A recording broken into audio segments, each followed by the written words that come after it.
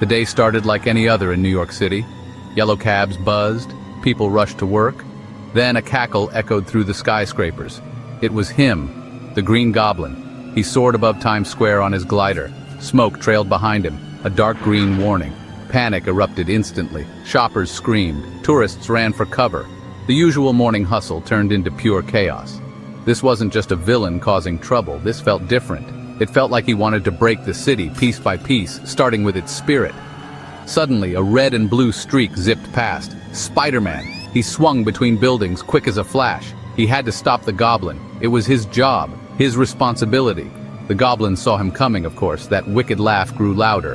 He tossed a pumpkin bomb. It exploded near a hot dog stand. Shrapnel flew. Spider-Man dodged, then shot a web trying to snag the glider. The fight was on. Right there, high above the terrified crowds, the battle for New York had truly begun. It was a terrifying, yet somehow familiar sight for the people below. The air crackled with a strange energy. It was a mix of fear and, dare I say it, excitement.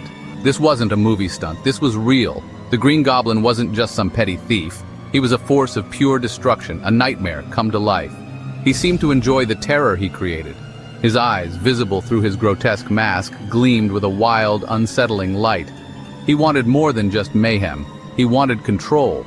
He wanted to prove that he was the one in charge of this magnificent, sprawling metropolis, not some wall-crawling hero. New York City, usually so bold and loud, seemed to hold its breath. Every news channel switched to live coverage. People huddled around screens, watching the impossible unfold. You could hear sirens wailing in the distance, a constant soundtrack to the unfolding drama. Spider-Man moved with incredible speed, trying to lead the Goblin away from crowded areas. But the Goblin was relentless. He was everywhere, a green blur of menace.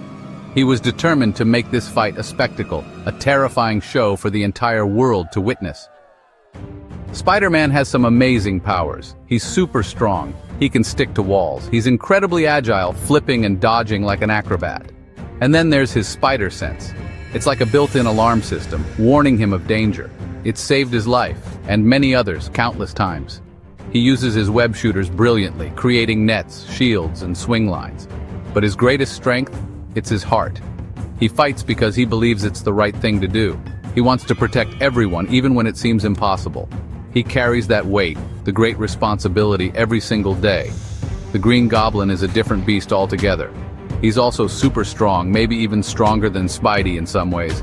That glider of his makes him incredibly mobile, a deadly threat from the skies, and his weapons are terrifying. Those pumpkin bombs pack a serious punch. Razor bats fly out, sharp and deadly. He's also brilliant, a twisted genius. He plans, he schemes, his motivation is darker though.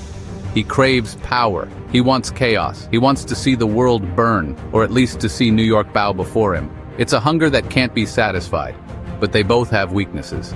Spider-Man, for all his powers, is still just a young man under the mask. He can get hurt, he feels pain. Sometimes the emotional toll of being a hero is almost too much to bear. He worries about the people he loves, and that can be used against him.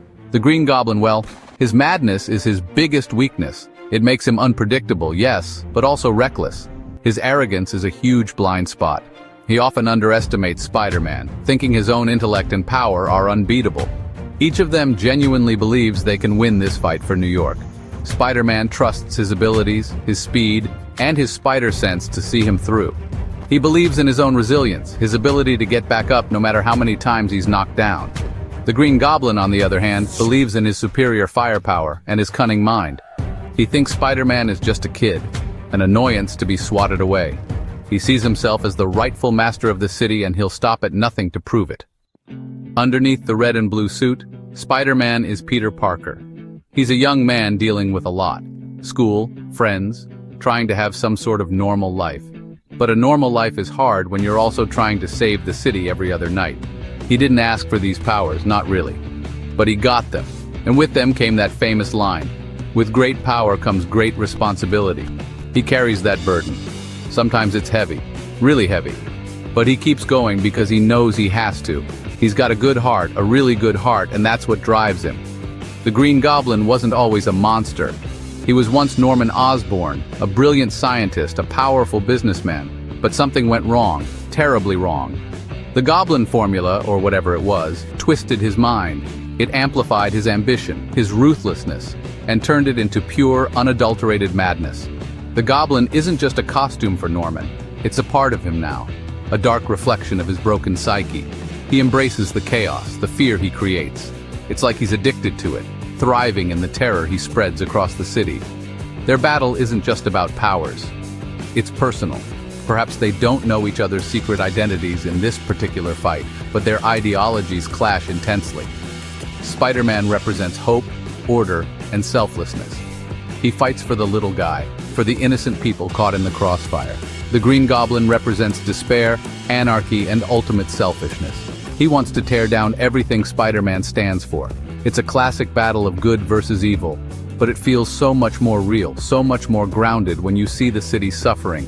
These characters feel real because they are flawed. Peter makes mistakes, he gets tired, he doubts himself, but he never gives up. Norman, as the Goblin, is consumed by his insanity, but there are moments, fleeting glimpses perhaps, of the man he once was, which makes his current state even more tragic and terrifying.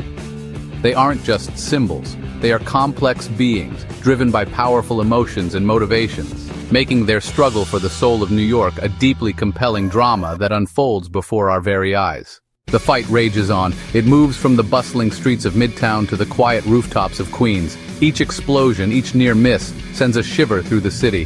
The Green Goblin seems to be getting more desperate, more destructive. He hurls cars, he blasts holes in buildings, he doesn't care about collateral damage. In fact, he seems to revel in it. Spider-Man is pushed to his limits, using every ounce of his strength and agility just to keep up, just to protect the innocent people cowering below. The stakes are incredibly high. It feels like the very soul of New York is on the line. You see it in the faces of the people. A child nearly hit by falling debris, pulled back at the last second by a desperate parent. An office worker watching from a shattered window, her face a mask of terror and disbelief. But then you also see Spider-Man swing by, risking everything to save just one person, and a flicker of hope ignites. He's not just fighting the Goblin, he's fighting to keep that hope alive. He's a symbol, yes, but he's also there, physically placing himself between danger and the citizens he's sworn to protect. The psychological toll on New Yorkers is immense. How can you feel safe when monsters and heroes are battling above your head? The constant threat, the uncertainty, it wears people down. They look to the skies, not with wonder, but with a mixture of fear and a desperate prayer for safety. They need a protector. They need someone to stand against the darkness that the Green Goblin represents. The city, usually so vibrant and full of life, feels fragile, vulnerable, its famous resilience tested like never before. So, who can truly protect New York City? Is it Spider-Man with his incredible powers and unwavering dedication? He does so much, sacrifices so much.